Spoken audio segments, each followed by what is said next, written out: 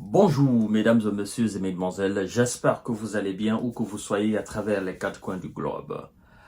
Ce que je m'apprête maintenant à décortiquer pour vous va davantage renforcer votre conviction sur la faiblesse, la fébrilité de ce qui est censé être une Union européenne. Mesdames et messieurs et mesdemoiselles, l'Europe est devenue frileuse, elle est devenue très inquiétante, elle est apeurée par l'avènement de M. Donald Trump à la tête des États-Unis. Et donc, nous disons carrément, sans les États-Unis, en réalité, l'Europe ne représente absolument rien en termes de défense et de sécurité. Et les populations européennes doivent d'ailleurs s'inquiéter beaucoup pour cela, parce que si la sécurité de l'Europe est confiée aux États-Unis, le jour que les États-Unis eux-mêmes seront occupés à leur propre défense, qu'est-ce qui va se passer sur le continent européen? D'abord, avant de poursuivre le visionnage de l'émission, parce que cette déclaration, c'est le ministre de la Défense allemande qui l'a fait à Kiev, en visite à Kiev, M. Boris Pistorius.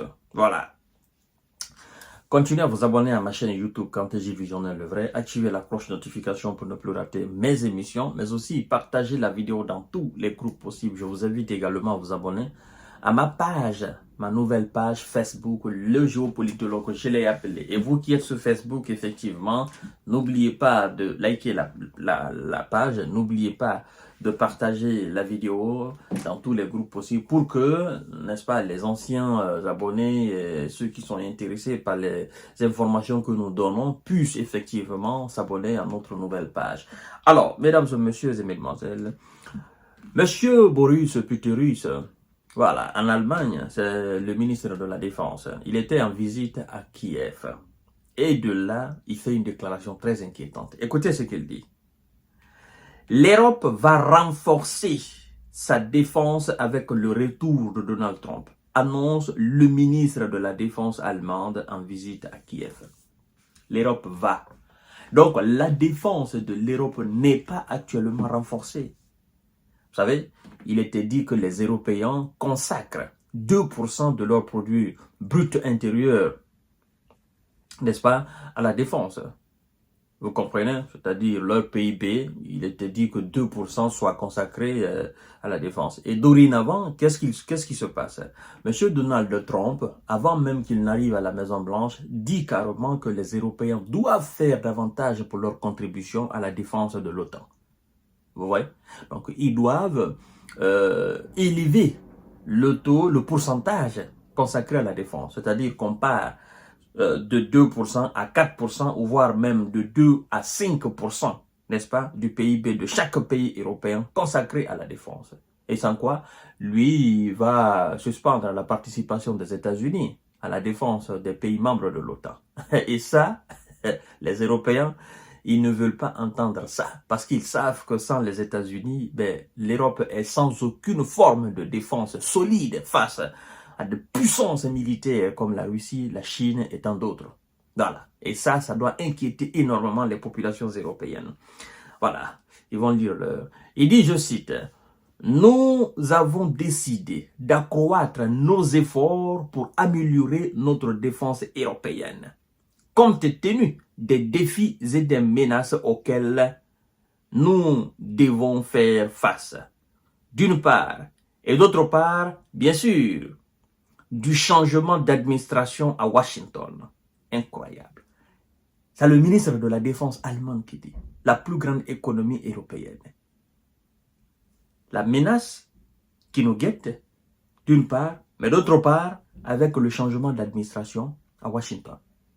Il n'a même pas dit avec le changement d'administration en Allemagne, encore moins le changement d'administration en France, ou en Belgique, ou en Hollande, ou en Italie ou au Portugal. Non, avec le changement d'administration où? À Washington.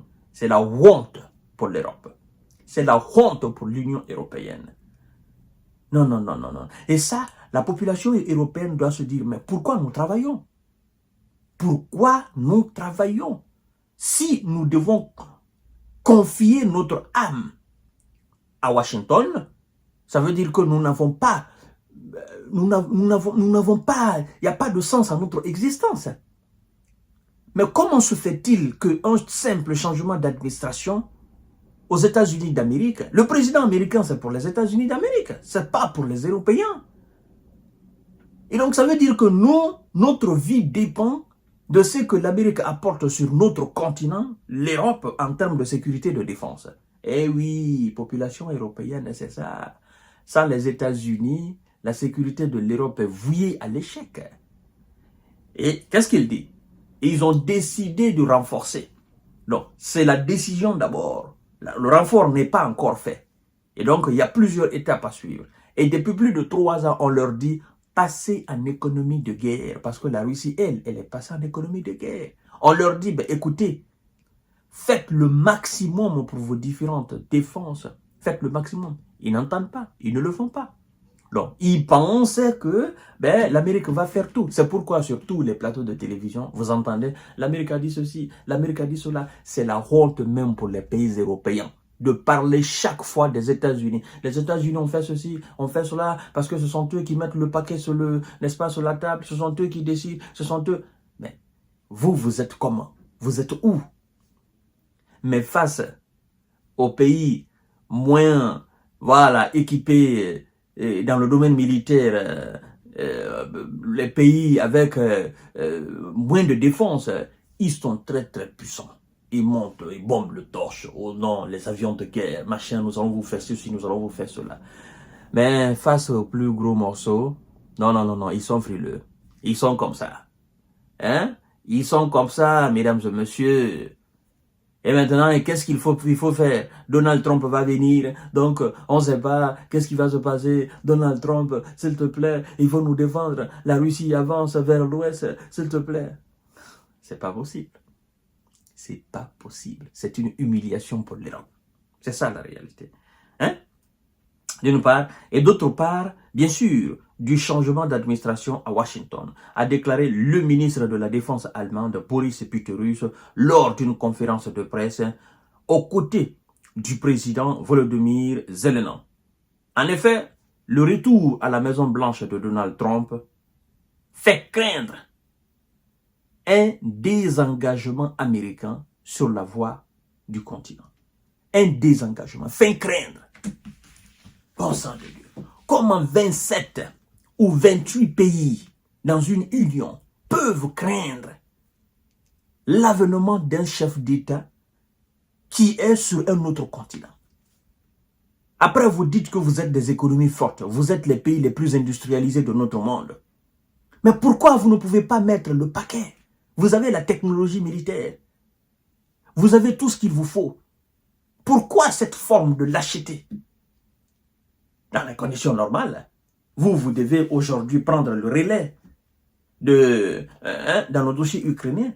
Vous devez pouvoir dire aux États-Unis, merde, si vous voulez nous trahir, allez-y, nous allons continuer. Parce qu'il s'agit quand même de notre sécurité sur le continent européen. Parce qu'ils ont plusieurs fois dit que la défaite de l'Ukraine, c'est la défaite de l'Union européenne.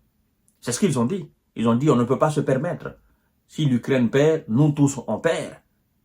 Mais qu'est-ce qu'il faut faire? Si l'Ukraine perd et que l'Union européenne perd, l'Union européenne doit pouvoir montrer ses muscles à Vladimir Poutine pour dire, mon gars, écoutez, non, ce que tu as commencé là, non, ça, on ne va pas te laisser faire.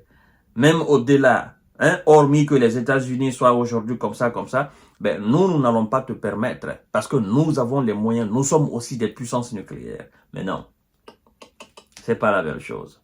C'est là que vous comprenez la faiblesse de l'Union européenne. En réalité, ces pays-là sont faibles sur bien des domaines, sur bien des plans. Ces pays-là sont très faibles. Ils ne sont forts que quand les États-Unis sont à leur côté. Je vous ai dit, le changement d'administration va nous montrer exactement de quoi est capable l'Europe. Et c'est ce qu'on est en train d'assister là. C'est la honte. Population européenne, voilà maintenant comment le continent européen, c'est-à-dire votre soi-disant union est. Vous voyez maintenant? Vous voyez maintenant? Donc, inquiétez-vous parce que M. Donald Trump, il a demandé à ce que vos différents pays mettent le paquet pour leur défense ou lui, il va réduire drastiquement la participation des États-Unis dans la défense des pays membres de l'OTAN. Voilà. tous ces faiblards, ces pays de l'Est là, ils courent pour entrer dans l'OTAN pour pouvoir profiter de la couverture protectrice des États-Unis. Mais si ces États-Unis réduisent drastiquement leur participation à la défense des pays membres de l'OTAN, qu'est-ce qui va se passer? Ces pays vont se dire, mais qu'est-ce qu'on est venu foutre là?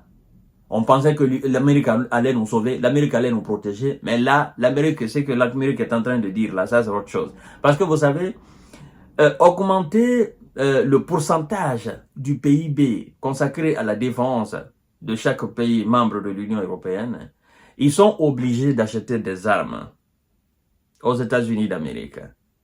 Et eux, ils n'aiment pas ça, mais ils sont obligés à le faire. Et ça profite à qui? Ça profite aux Américains. Donald Trump n'est pas fou. Je vous reviens tout à l'heure pour notre série d'informations décortiquage. Merci beaucoup.